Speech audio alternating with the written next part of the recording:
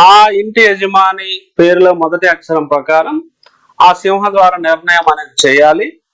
ఆ దిశ వైపు మాత్రమే ఉండాలి. అంటే ఫర్ ఎగ్జాంపుల్ నా పేరు కృష్ణారెడ్డి అంటే నాది కాతో స్టార్ట్ అవుతుంది కాబట్టి కావర్గం.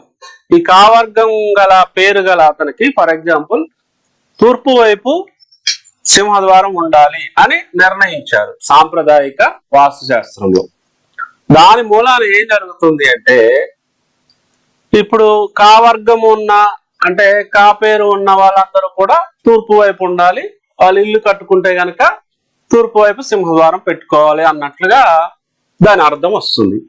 అదే ఏరే అక్షరం ఉన్న వారికి ఇంకొక వైపు పడమర వైపు లేదా తూర్పు ఉత్తరం వైపు లేదా దక్షిణం వైపు ఈ విధంగా ఉంది. ఇంతవరకు బాగానే ఉంది.